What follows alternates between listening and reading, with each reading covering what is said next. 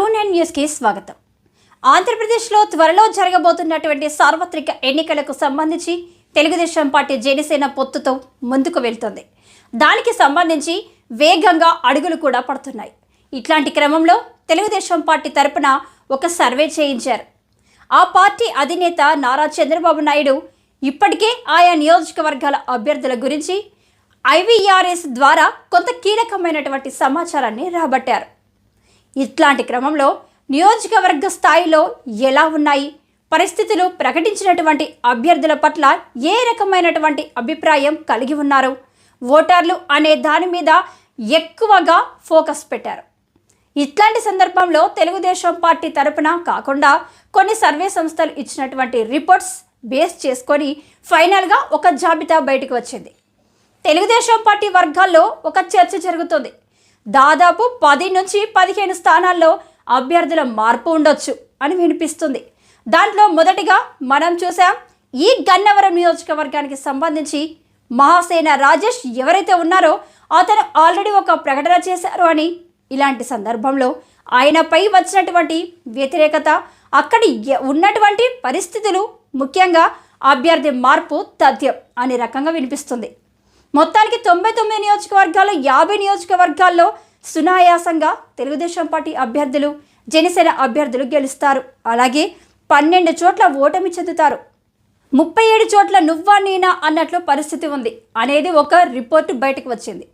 ఇప్పుడు దానిపై చాలా ఆసక్తికరమైనటువంటి చర్చనే జరుగుతుంది. ఎందుకంటే ఎక్కడైతే హోరాహోరీ ఓటమి నియోజకవర్గాలు ఉన్నాయో దానికి సంబంధించి అభ్యర్థులను మార్చాలి లేదా ఏం చేయాలి, ఎందుకు ఆ రకమైనటువంటి సిచ్యువేషన్ వచ్చింది అనే దాని మీద ఫోకస్ పెట్టారు. ముఖ్యంగా మనం చూస్తున్నాం, కూటమిలో విజేతలు ఎవరో ఇప్పుడు మనం చూసుకుందాం.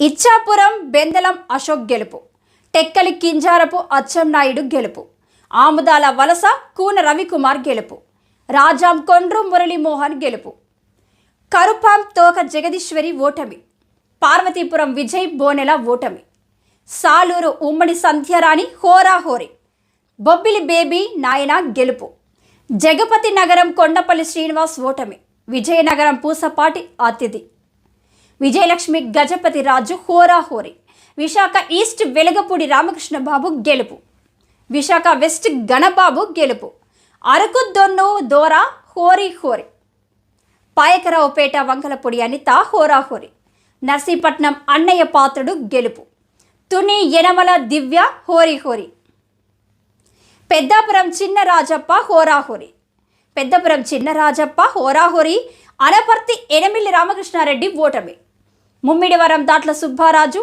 గెలుపు, పీగన్నవరం మహాసేన రాజేష్ కరాహురి, కొత్తపేట బండారు సత్యానందరావు గెలుపు, మండపేట జోగేశ్వరరావు గెలుపు, రాజమండ్రి సిటీ ఆదిరెడ్డి వాసు హోరాహోరి, జగ్గంపేట జ్యోతుల నెహ్రూ గెలుపు, ఆచంట పిథాని సత్యనారాయణ గెలుపు, పాలకొల్లు నిమ్మల రామానాయుడు గెలుపు, ఉండి మంతెన రామరాజు గెలుపు, తనకు అరమిల్లి రామకృష్ణ గెలుపు, ఏలూరు ఓడేటి రామకృష్ణ హోరాహోరి, చింతలపూడి సొంగ రోషన్ కుమార్ గెలుపు, తిరువూరు కొలికపూడి శ్రీనివాసరావు హోరాహోరి, నూజివీడి కొలుసు పార్థసారథి హోరాహోరి, గన్నవరం యార్లగడ్డ వెంకట్రావు గెలుపు, గుడివాడ వెలిగండ్ల రాము గెలుపు, పెడత కాగిత కృష్ణప్రసాద్ గెలుపు, మచిలీపట్నం కొల్లు రవీంద్ర గెలుపు, పామూరు వర్లకుమార్ రాజా హోరాహోరి, విజయవాడ ఈస్ట్ గద్దె రామ్మోహన్ హోరాహోరి, నందిగామ తంగిరాల సౌమ్య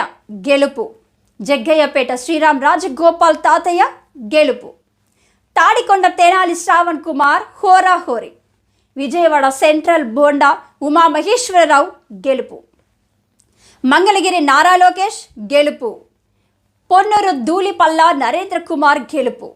ఇది చాలా కీలకమైనటువంటి పరిణామంగా మారింది. ఇది కేవలం తెలుగుదేశం పార్టీ చేయించుకున్నటువంటి సర్వే. రానున్నటువంటి ఎన్నికలు చాలా కీలకమైనటువంటి ఎన్నికలు. తెలుగుదేశం పార్టీ, జనసేన 2 పార్టీలు కలిసి అధికారంలోకి రావాలి అని ముందుకు కదులుతున్నటువంటి తరుణంలో ప్రకటించినటువంటి అభ్యర్థులు తాలూకు చేయించిన రిపోర్ట్స్. వేమూరు నక్క ఆనందబాబు గెలుపు, రేపల్లె అనగాని సత్యప్రసాద్ గెలుపు, బాపట్ల నరేంద్ర వర్మ హోరాహోరీ. ప్రతిపాడు బూర్ల రామాంజనేయులు గెలుపు. చిలకలూరిపేట ప్రతిపాటి పుల్లారావు గెలుపు. సత్తెనపల్లి కన్నా లక్ష్మీనారాయణ గెలుపు. వినుకొండ జీవి ఆంజనేయులు గెలుపు. మాచర్ల జూలికట్టి బ్రహ్మానందరెడ్డి హోరాహోరీ. ఎర్రగొండపాలెం ఎరిక్షన్ బాబు హోరాహోరీ. వర్చూరు ఏలూరి సాంబశివరావు గెలుపు. అద్దంకి గొట్టిపాటి రవికుమార్ గెలుపు. సంతనూతలపాడు బిఎన్ విజయ్ కుమార్ హోరాహోరీ. ఒంగోలు దామచర్ల జనార్దనరావు గెలుపు. కొండేపి డోలా శ్రీ బాల వీరాంజనేయ స్వామి గెలుపు. కనిగిరి ఉగ్ర నరసింహారెడ్డి గెలుపు. కావలి కావ్యకృష్ణారెడ్డి హోరాహోరీ. నెల్లూరు సిటీ పొంగూరు నారాయణ గెలుపు.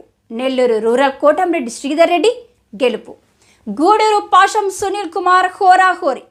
సూళ్లూరుపేట విజయశ్రీ ఓటమి. ఉదయగిరి కాకర్ల సురేష్ హోరాహోరీ.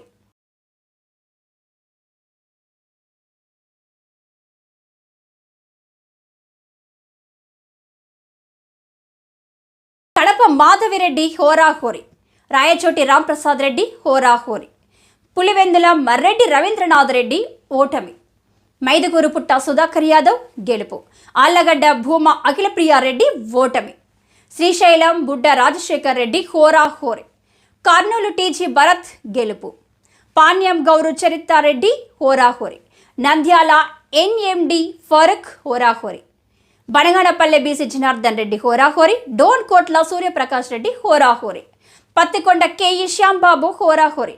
కొడుమారు బొగ్గుల దస్తగిరి ఓటమి. రాయదుర్గం కాలు శ్రీనివాసులు గెలుపు. ఉరవకొండ పయ్యావుల కేశవ్ గెలుపు. తాడిపత్రి జేసీ అస్మిత్ రెడ్డి హోరాహోరీ. సింగనమల బండారు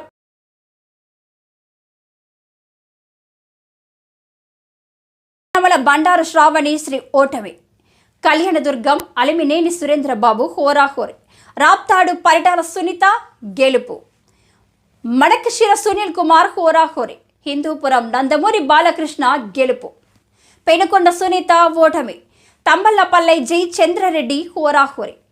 పీలేరు నల్లారి కిషోర్ కుమార్ రెడ్డి గెలుపు. నగరి గాలి భానుప్రకాష్ గెలుపు. గంగాధర నెల్లూరు విఎం థామస్ ఓటమి.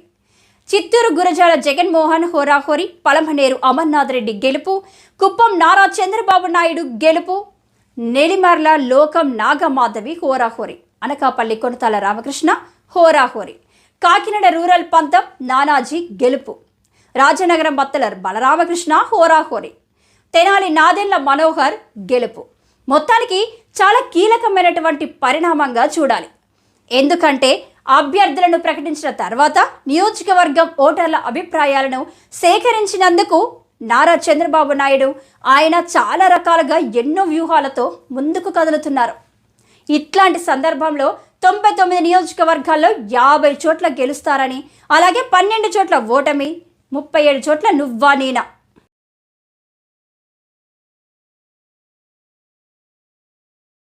37 చోట్ల నువ్వా నేనా అన్న రీతిలో పోరు ఉంది అనేది ఈ 37 నియోజకవర్గాల్లో కూడా కొంత వీక్నెస్ అనేది కనిపిస్తుంది.